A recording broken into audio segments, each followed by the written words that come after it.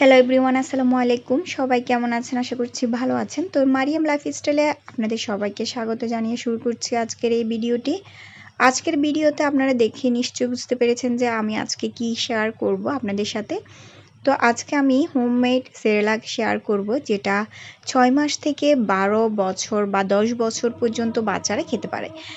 তো এই হোমমেড সেরেলাকের মধ্যে যা যা উপকরণ রয়েছে সবগুলো কিন্তু বাচ্চাদের জন্য অনেক অনেক পুষ্টিগুণ সমৃদ্ধ একটা খাবার হবে।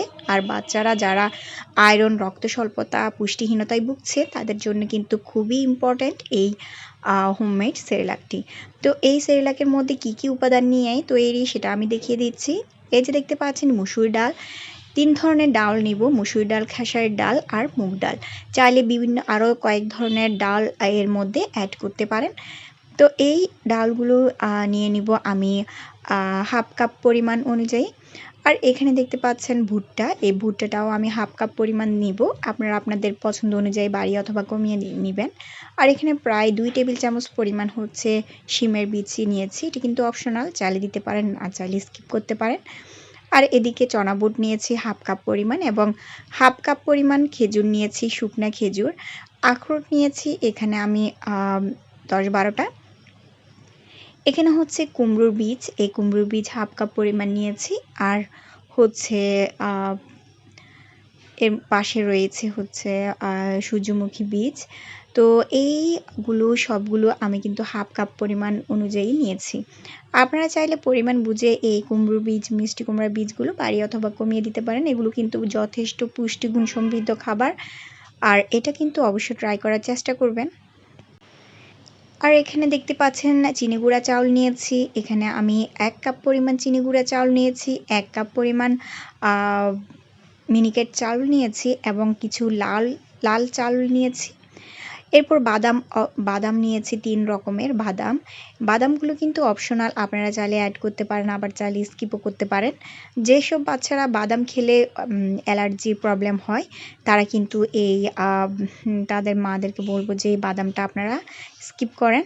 বাদাম খেলে অনেক বাচ্চাদের অ্যালার্জির প্রবলেম হয় এবং বাদাম খেলে সাথে সাথে অ্যালার্জি দেখা দেয়। সেক্ষেত্রে আপনারা বাদাম অ্যাড করবেন না। বাদামগুলো চাইলে আপনারা আলাদাভাবে ব্লেন্ড করে একটা এয়ারটাইট বক্সে রেখে দিতে পারেন। তো খিচুড়ির সাথে আপনারা বা সেরেলাকের সাথে সামান্য পরিমাণ বাদাম গুঁড়ো অ্যাড করতে পারেন। যদি দেখেন যে অ্যালার্জির প্রবলেম হচ্ছে না তখন আপনারা বাদামটা অ্যাড করতে পারেন। সো যাই হোক, এখন দেখতে পাচ্ছেন এই সবগুলো খুব ভালোভাবে ধুয়ে পরিষ্কার করে নিয়েছি এবং এই যে দেখতে পাচ্ছেন একটা বড় একটা প্লেট ট্রের মধ্যে একটা কাপড় দিয়ে তারপর হচ্ছে এই সমস্ত শুকনো উপকরণগুলো এর মধ্যে দিয়ে দিয়েছি। খুব ভালোভাবে রোদে শুকিয়ে নেওয়ার পর যথেষ্ট পরিমাণে মচমচে হয়ে গেছে, খুব ভালোভাবে শুকিয়ে গেছে। এবার আমি একটু টেলে নিব। টেলে নেওয়ার পর যখন দেখব যে একেবারে মচমচে হয়ে গেছে, প্রায় 20 থেকে 30 মিনিট ধরে টেলে নিতে হবে একেবারে লো ফ্লেমে রেখে। এরপর যখন দেখব যে একেবারে মচমচে হয়ে যাবে এবং ঠান্ডা হয়ে যাবে, ঠিক তখনই আমি এটা ব্লেন্ড করে নেব।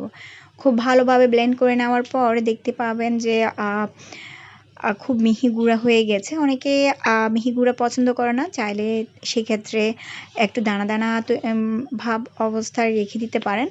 তো আমি যথেষ্ট পরিমাণে মিহি গুঁড়া করেছি, এর থেকেও বেশি মিহি গুঁড়া করব না। সো এই পর্যায়ে আমি নামিয়ে নিব এবং ঠান্ডা করে নিব।